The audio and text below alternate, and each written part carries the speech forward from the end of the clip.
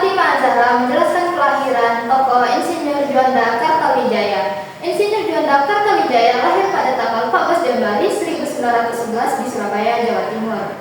Ia tumbuh dalam suasana keluarga yang harmonis dan sederhana, namun menjunjung tinggi nilai pendidikan dan kerja keras. Masa kecil Juanda dipenuhi dengan kota pelabuhan yang dinamis sehingga membentuk karakter Juanda yang disiplin.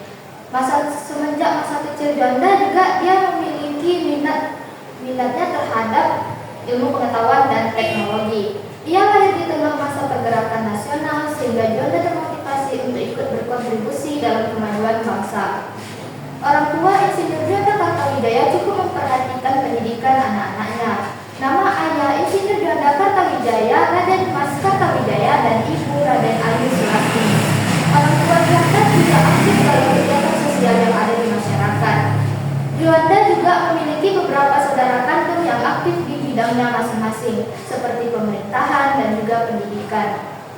Walaupun berbeda-beda bidang, mereka tetap menjaga erat persatuan keluargaan. Juanda juga dihormati oleh teman-temannya karena sifatnya yang bijaksana dan siap membantu. Beberapa teman Juanda juga bekerja dalam dunia teknik yang ada di Indonesia dan juga pemerintahan. Juanda bersekolah di kurikulum yang berdedikasi tinggi sehingga Juanda juga diajarkan nilai-nilai kejujuran dan juga disiplin. Saat masa kerja, Juanda menghadapi penuh tantangan karena pada saat itu masa Indonesia dalam membangun negeri. Juanda juga aktif menjalin kerjasama dengan proyek-proyek yang ia tangani. Perkenalkan, saya Nicen Sasrianto menjelaskan pendidikan tokoh Insinyur Juanda Kartawijaya. Insinyur Juanda Kartawijaya menempuh pendidikan formalnya di sekolah rakyat pada tahun 1917 sampai 1924. Sejak kecil dia dikenal sebagai anak yang disiplin, cerdas, dan pintar. Dia juga suka pembelajaran berhitung dan membaca. Dengan keluarga yang religius, mendidik Juanda sebagai anak yang tekun, disiplin, dan rendah hati. Bagi dia, pendidikan sekolah dasar menjadi fondasi paling penting untuk pendidikan di selanjutnya. Selanjutnya ada pendidikan sekolah menengah pertama, SMP. Insinyur Juanda Kartawijaya bersekolah di MULO, Bandung pada tahun 1924 sampai 1927. Di sana, Juanda belajar banyak hal dan mulai melihatkan minat bakatnya di pembangunan dan tata bahasa. Insinyur Juanda Kartawijaya juga mulai mengembangkan pemikiran logis dan kritisnya dan menganggap pendidikan ini lebih penting untuk pendidikan yang lebih tinggi. Selanjutnya ada pendidikan sekolah menengah atas SMA. Insinyur Juanda Kartawijaya bersekolah di AMS pada tahun 1927 sampai 1930. AMS merupakan sekolah menengah atas Belanda yang mana peraturannya ini ketat dan hanya siswa yang berprestasi yang dapat masuk. Juanda juga seingat saya, Juanda juga melihatkan keterampilannya di bagian pembangunan dan teknik sipil, dan dia juga belajar dengan sangat semangat untuk nilai pendidikan di perguruan tinggi.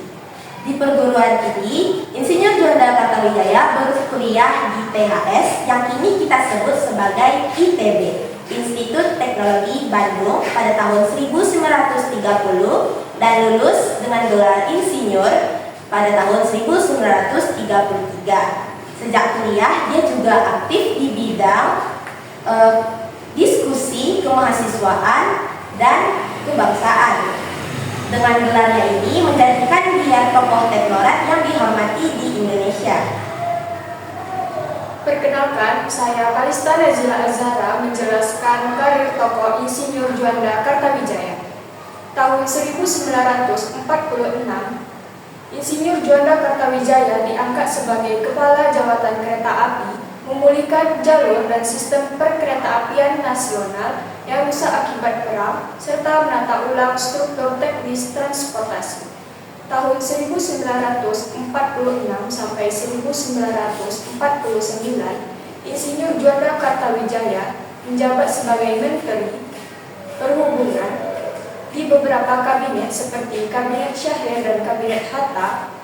membuat konektivitas antar wilayah, serta mendorong pengelolaan pelabuhan dan bandara. Tahun 1951 sampai 1952, Insinyur Juanda Kartawijaya menjabat sebagai Menteri Keuangan, menanggapi defisit anggaran dan ketidakstabilan ekonomi. Tahun 1953 sampai 1955, Insinyur Juanda Kartawijaya menjabat sebagai Menteri Pertahanan, menata ulang struktur TNI, mendorong profesionalisme dan memodernisasi alutsista. Tahun 1957 sampai 1959, Insinyur Juanda Kartawijaya menjabat sebagai Perdana Menteri Indonesia ke-10, memimpin negara di masa pergolakan daerah dan krisis politik. 13 Desember 1957, Insinyur Juanda Kartawijaya mengeluarkan deklarasi untuk menetapkan wilayah laut Indonesia sebagai satu kesatuan wilayah Nusantara, menjadi suatu dasar hukum pengakuan internasional terhadap wilayah laut Indonesia. Perkenalkan, saya Amelia Fitriana menjelaskan prestasi atau karya Insinyur Juanda Kartawijaya. Yang pertama, Deklarasi Juanda pada tanggal 13 Desember 1957. Deklarasi ini menyatakan bahwa laut di Indonesia yang terletak di antara pulau-pulau Indonesia termasuk dalam wilayah kedaulatan NKRI. Deklarasi ini juga menjadi sumber dasar hukum bagi konsep wawasan Nusantara dan telah diakui dunia melalui hukum laut LDB. Yang kedua, menjadi Menteri ke-10 Republik Indonesia. Juanda juga ikut menangani masalah krisis seperti ekonomi dan politik yang pada masa demokrasi parlementer. Yang ketiga, diplomasi dan perundingan internasional. Insinyur Juanda juga ikut dalam perundingan internasional seperti Konferensi Meja Bundar atau KMB yang mengakhiri konflik dengan Belanda. Dan yang keempat, menjadi Menteri Perhubungan dan Pekerjaan Umum. Insinyur Juanda juga menjadi peran penting dalam rencana pembangunan sarana transportasi yang menghubungkan berbagai wilayah-wilayah yang ada di Indonesia. Saya Yufa Widya Uprila menjelaskan wafat Insinyur Juanda. Sebelum menjalankan rencana pembangunan nasional, Insinyur Juanda lebih dulu meninggal dunia. Insinyur Juanda wafat hari Kamis 7 November 1963. Saat itu Insinyur Juanda sedang menghadiri acara peresmian Hotel Indonesia di Jakarta. Insinyur Juanda tiba-tiba terkena serangan jantung. Pada saat itu umur Insinyur Juanda 52 tahun. Setelah disemayamkan di rumah duka, Insinyur Juanda kemudian dimakamkan di Taman Makam Pahlawan. Seluruh hidup Insinyur Juanda hanya ia dedikasi untuk bagaimana cara memajukan bangsanya. Seingat saya, saat ditawari menjadi asisten dosen di THB, Insinyur Juanda menolak. Insinyur Juanda lebih memilih mengajar di AMS Muhammadiyah agar bisa memajukan bangsanya. Karena sikapnya yang profesional dan ingin memajukan bangsanya, Insinyur Juanda terus-menerus duduk di bangku menteri, padahal kabinet dan pihak penguasa silih berganti. Nama Insinyur Juanda juga diabadikan sebagai yang pertama, nama stasiun kereta api, yang kedua, nama bandar udara, yang ketiga, nama jalan, dan yang keempat, Tahura atau Taman Hutan Raya Insinyur H. Juanda Kartawijaya. Taman ini dikukuhkan pada 14 Januari 1985. Sekian, terima kasih. Wassalamualaikum